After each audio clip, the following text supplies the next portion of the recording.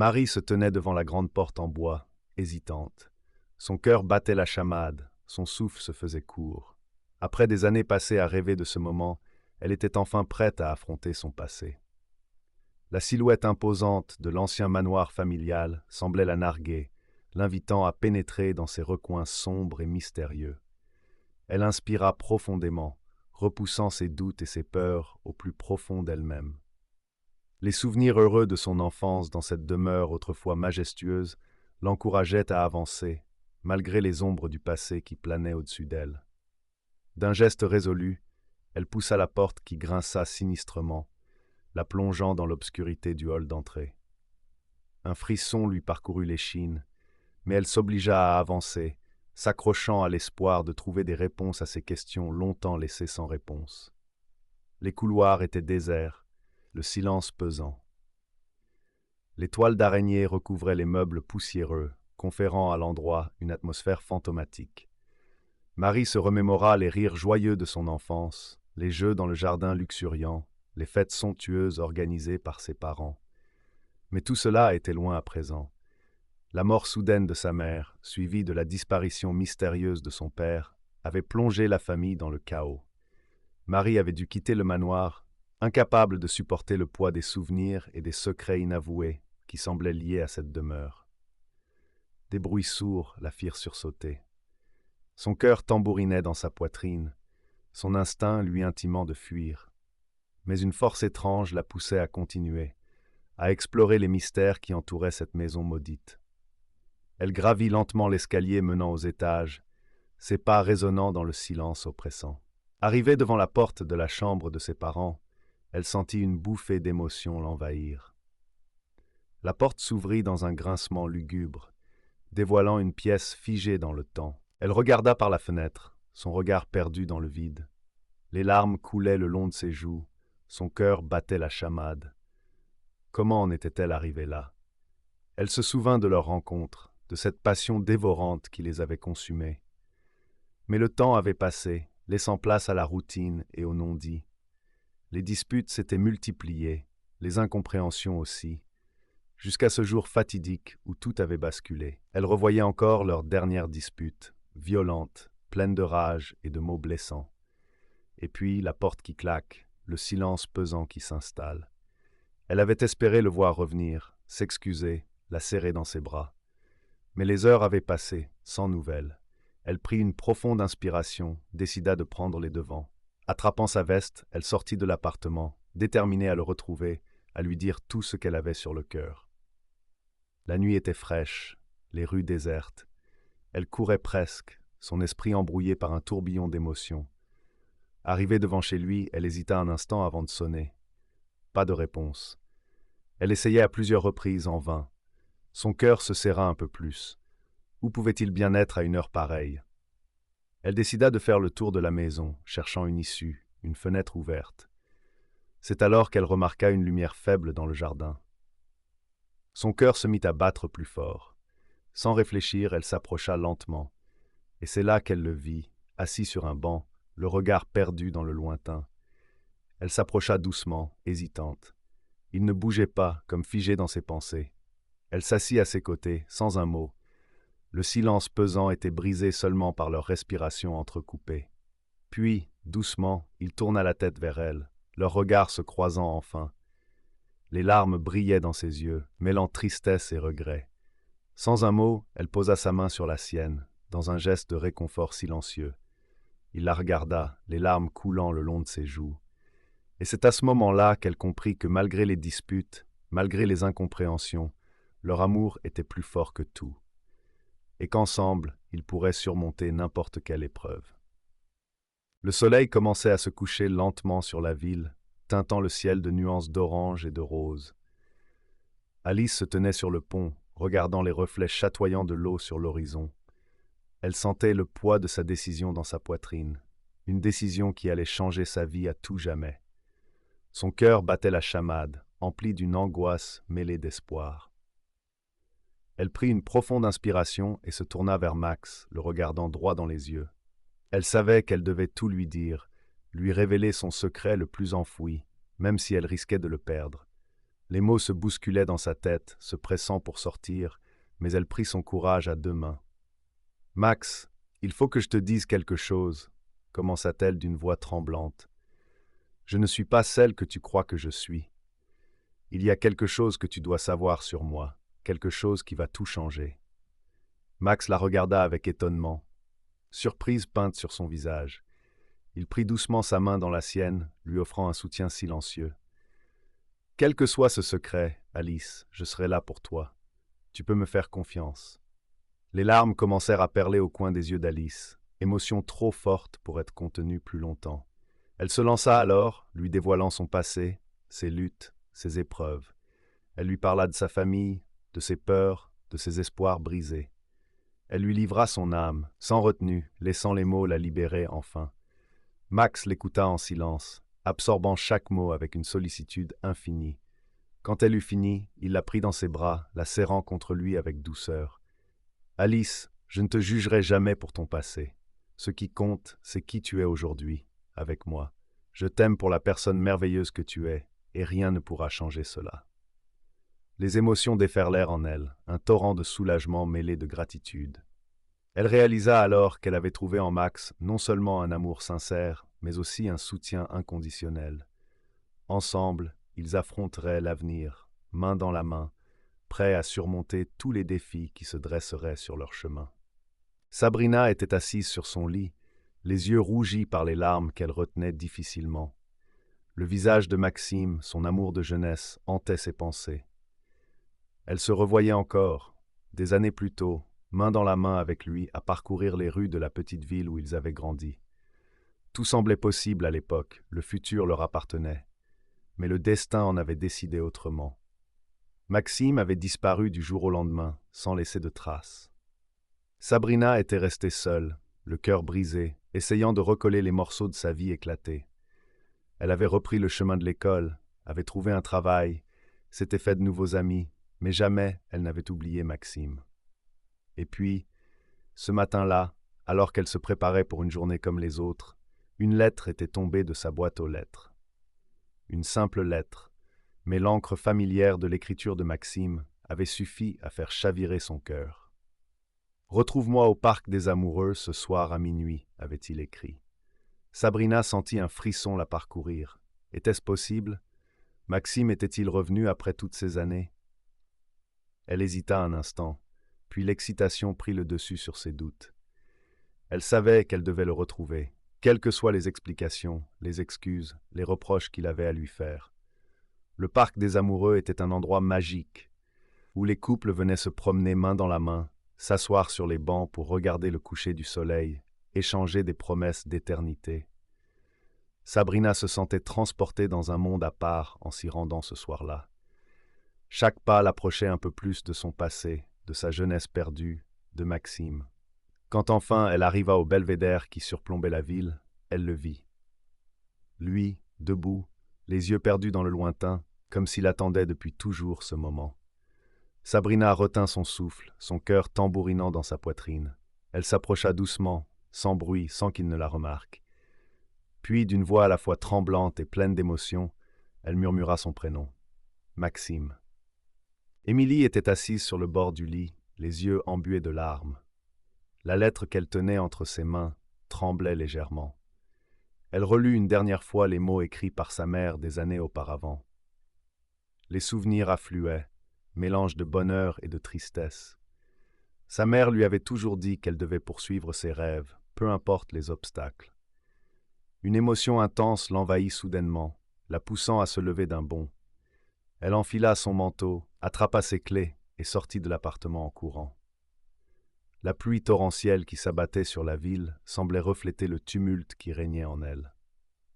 Arrivée à la gare, Émilie acheta un billet pour le premier train en partance. Elle ne savait pas exactement où elle allait, mais elle savait qu'elle devait bouger, qu'elle devait faire un pas vers l'inconnu. Le train s'ébranla lentement, l'emportant vers un avenir incertain, mais tellement vibrant.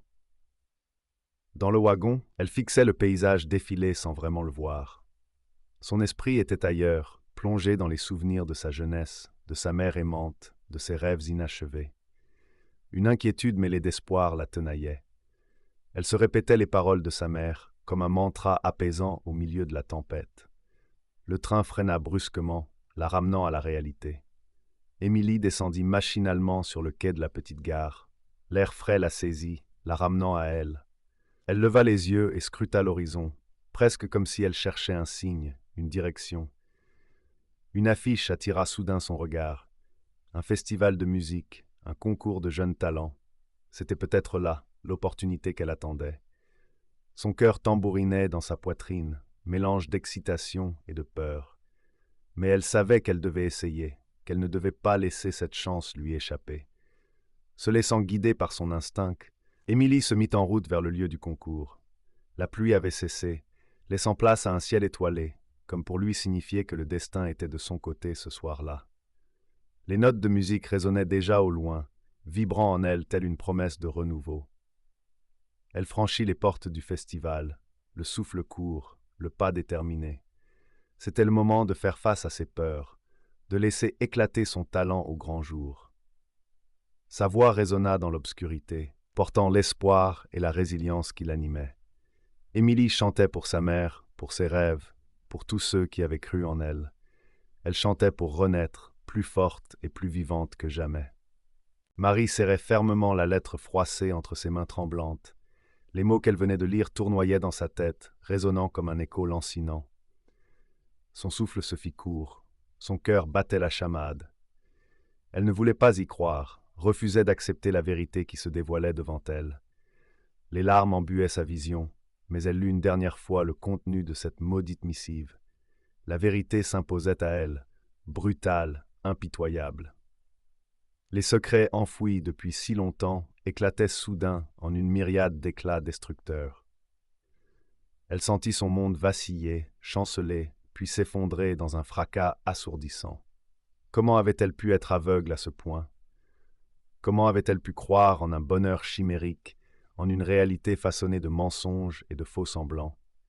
Les souvenirs se bousculaient dans son esprit, la faisant sombrer dans un abîme de désespoir et de trahison. Elle repensa à ces instants de bonheur qui avaient jalonné sa vie, à ces moments de complicité partagés avec l'être aimé. Elle se souvint des rires, des promesses échangées, des projets de vie en commun. Tout cela n'était-il qu'une illusion, un mirage éphémère destiné à s'évanouir dans les limbes de la trahison? Les mots de la lettre résonnaient comme un glas funèbre, annonçant la fin d'une époque, la fin d'un amour qu'elle croyait indestructible. Elle se sentit brusquement vide, désespérément seule, abandonnée au milieu des décombres de sa vie brisée. Les sanglots lui étreignirent la gorge, l'étouffant, la faisant plier sous le poids insoutenable de sa douleur. Elle aurait voulu crier sa rage, son chagrin, sa révolte, mais aucun son ne franchit ses lèvres serrées, aucune parole ne put exprimer la tourmente qui déchirait son âme meurtrie. Elle resta là, immobile, pétrifiée, confrontée à la réalité impitoyable de la trahison. Le temps sembla suspendre son vol, figeant chaque seconde dans un éternel présent douloureux. Les ombres de la nuit s'étiraient lentement autour d'elle, enveloppant son cœur meurtri d'un voile sombre et implacable. Et dans le silence pesant de la pièce, elle entendit le murmure amer de sa propre voix intérieure, répétant inlassablement la question qui la hantait désormais. Comment avait-elle pu être aussi naïve, aussi crédule, aussi aveugle, face à la trahison qui scellait sa destinée? Le cœur serré, Lucie observait le train s'éloigner, emportant avec lui l'amour de sa vie. Les larmes perlaient sur ses joues, tandis qu'elle se tenait là, impuissante, incapable de retenir celui qui avait fait chavirer son monde. Les souvenirs affluaient, les sourires échangés, les promesses murmurées dans l'obscurité de la nuit. Mais tout cela semblait si loin à présent, comme emporté par le vent du destin. Déterminée à ne pas se laisser abattre, Lucie essuya ses larmes et se lança dans une course folle à travers la gare. Elle devait le rattraper, elle devait lui dire tout ce qu'elle avait sur le cœur, lui faire comprendre qu'ils étaient faits l'un pour l'autre. La foule se pressait autour d'elle, indifférente à sa détresse, mais Lucie poursuivait son chemin, mue par une force intérieure qui la guidait vers son destin. Enfin, elle l'aperçut au loin, marchant d'un pas décidé vers la sortie. Sans réfléchir, Lucie se jeta sur lui, l'arrêtant net dans sa course. Il se retourna, surpris, le regard rempli d'incompréhension. Mais Lucie ne lui laissa pas le temps de parler. Elle se lança dans un torrent de paroles, lui déversant tout ce qu'elle avait sur le cœur, sans filtre, sans retenue. Les secondes s'étiraient, suspendues dans l'air chargé d'émotions. Et puis, lentement, le visage de l'homme se transforma, passant de la surprise à la compréhension, de la confusion à la tendresse. Il prit les mains de Lucie dans les siennes, les yeux brillants d'une émotion intense, et dans un murmure à peine audible, il lui avoua qu'il l'aimait aussi, plus que tout au monde. Les larmes coulaient à nouveau, mais cette fois-ci de joie, de soulagement, d'amour retrouvé. Ils se serrèrent l'un contre l'autre, comme pour ne former plus qu'un, les cœurs battant à l'unisson. Et dans ce tourbillon d'émotions, Lucie sut qu'elle avait trouvé sa place, son âme sœur, son amour véritable. Main dans la main, ils quittèrent la gare, prêts à affronter ensemble les défis de la vie, forts de la certitude que rien ne pourrait jamais les séparer. Car leur amour était plus fort que tout, plus fort que le destin lui-même. Et dans ce moment suspendu dans le temps, Lucie comprit que l'amour était la plus grande aventure qui soit, celle qui donnait un sens à toutes les épreuves, à toutes les blessures, à toutes les joies de l'existence. Marie s'était réfugiée dans sa chambre, les larmes coulant sur son visage. Les révélations de son père l'avaient bouleversée au plus profond de son être. Elle se sentait trahie, perdue, déchirée entre l'amour qu'elle portait à ses parents et la colère qui grondait en elle. Elle n'avait pas vu le temps passer, absorbée par ses pensées tourmentées, quand soudain, un bruit sourd la fit sursauter. Intriguée, elle tendit l'oreille et discerna des voix étouffées provenant du salon. Son père discutait avec quelqu'un, mais qui pouvait-il bien recevoir à une heure si tardive? La curiosité piquée au vif, Marie s'approcha discrètement de la porte du salon et se figea en entendant des bribes de conversation. Son père parlait d'argent, de dettes, de mensonges. Son cœur se serra, réalisant que les secrets de sa famille étaient bien plus sombres et complexes qu'elle ne l'avait jamais imaginé. Puis une voix familière s'éleva, glaciale et menaçante. Celle de M. Lambert, l'associé de son père. Marie sentit son sang se glacer. Que faisait-il ici, à une heure si tardive, en train de discuter de choses si louches avec son père? Prise de panique, elle fit volte-face pour s'éloigner au plus vite, mais trébucha sur un tapis, laissant échapper un petit cri. Son père et M. Lambert se figèrent instantanément, puis le silence pesant qui suivit fut insupportable. Marie réalisa qu'elle était découverte, exposée à la vérité qui semblait prête à éclater à tout moment. Les yeux de son père croisèrent les siens, empreints d'une profonde tristesse mêlée de culpabilité. Aucun mot ne fut échangé, mais dans ce regard, Marie lut toute la souffrance et les regrets qu'il avait poussé à terre les secrets qui rongeaient leur famille depuis des années. La jeune fille se sentit submergée par une multitude d'émotions contradictoires. La colère, la tristesse, la peur se disputaient le contrôle de son esprit tourmenté. Mais au-delà de tout, une détermination nouvelle commença à germer en elle. Elle n'accepterait pas de rester dans l'ignorance plus longtemps. Elle voulait comprendre, savoir et surtout aider sa famille à surmonter les épreuves qui les avaient si longtemps divisés. Sans un mot, elle fit demi-tour et retourna dans sa chambre, le cœur battant à tout rompre. La confrontation était inévitable, les révélations douloureuses, mais Marie savait désormais qu'elle était prête à affronter la vérité, quelle qu'elle soit. La lumière de l'aube naissante laissa entrevoir les prémices d'une nouvelle ère pour sa famille, où les masques tomberaient enfin pour laisser place à la reconstruction et à la réconciliation. Les premières lueurs de l'aube éclairaient à peine le ciel lorsque Léa arriva enfin devant la petite église de village. Son cœur battait la chamade, empli d'une angoisse mêlée d'espoir. Elle n'avait pas fermé l'œil de la nuit, tiraillée par 1000 questions sans réponse. Et maintenant, face à cet endroit chargé de souvenirs et de promesses brisées, elle se sentait à la fois vulnérable et déterminée. Poussant la lourde porte en bois, elle pénétra dans la pénombre de l'édifice. L'encens et la cire des bougies emplissaient ses narines, créant une atmosphère à la fois familière et oppressante. Elle avança le long de l'allée centrale, ses pas résonnant sur les dalles froides, et c'est alors qu'elle le vit, ou plutôt qu'elle vit l'homme qui avait jadis fait battre son cœur plus fort. Il était là, devant l'autel, absorbé dans une prière silencieuse. Son visage était creusé par les années et les épreuves, mais ses yeux gardaient cette lueur intense qui l'avait toujours rendu irrésistible à ses yeux. Léa retint son souffle, se demandant si elle avait bien fait de venir, si elle était prête à affronter le torrent d'émotions qui menaçait de déferler en elle. Il tourna soudain la tête, comme s'il avait senti sa présence. Leurs regards se croisèrent, et ce simple contact suffit à raviver la flamme qui brûlait toujours en elle. Elle lut dans ses yeux la surprise, puis la compréhension, et enfin une lueur d'espoir qui la fit chanceler. Alors, d'une voix qu'elle ne reconnut presque pas, elle lui dit tout. Tout ce qu'elle aurait dû lui dire il y a des années déjà, tout ce qu'elle avait eu par peur de le perdre. Les mots jaillirent de son cœur comme une cascade impétueuse, emportant avec eux les barrières qu'elle avait érigées pour se protéger. Il l'écouta en silence, sans un mot, sans un geste. Puis, lentement, il s'approcha d'elle, posa une main sur sa joue. Léa frissonna au contact de sa peau rugueuse, si familière et pourtant si lointaine. Et dans un souffle, il prononça enfin ces mots qu'elle avait tant redoutés. « Je t'aime, Léa. Je t'ai toujours aimée. » Les larmes montèrent aux yeux de la jeune femme, mêlant joie et douleur, espoir et regret. Et dans un élan de courage, elle posa ses lèvres sur les siennes, scellant ainsi un destin qu'elle aurait cru à jamais perdu. Le silence s'abattit brusquement dans la pièce, seulement troublé par le bruit des sanglots étouffés de Camille. La révélation de Lucille avait frappé comme un coup de tonnerre, faisant vaciller toutes les certitudes de sa sœur.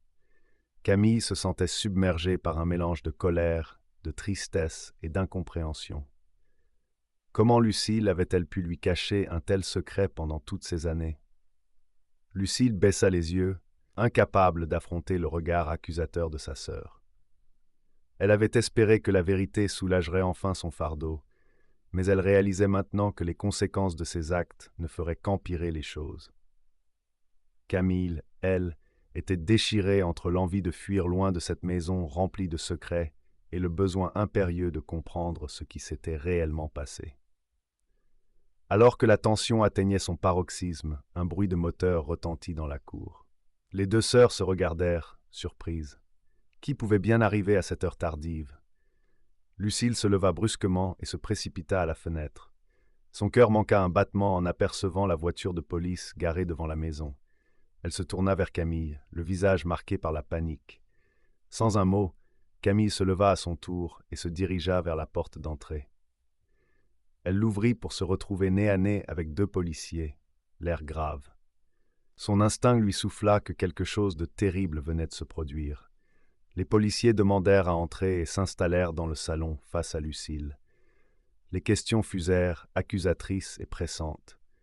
Lucille resta muette, incapable de trouver les mots pour se défendre. Pendant ce temps, Camille avait compris. Le secret de sa sœur, aussi douloureux soit-il, n'était rien comparé à ce qu'elle venait d'apprendre. Son regard croisa celui de Lucille, et dans un élan de solidarité fraternelle, elle prit enfin la parole. Les mots sortirent de sa bouche, hésitants mais sincères, et elle raconta tout. Tout ce qui s'était passé cette nuit-là, tout ce qu'elle avait vu et entendu. Les policiers écoutaient attentivement, notant chaque détail avec soin. Lorsque Camille eut fini, un silence pesant s'abattit sur la pièce. Les policiers se regardèrent un instant, puis se levèrent d'un même mouvement. Ils avaient désormais tous les éléments en main pour résoudre l'affaire qui les avait amenés jusqu'ici. Et c'est ensemble, les sœurs unies, malgré tout, qu'ils allaient enfin faire éclater la vérité.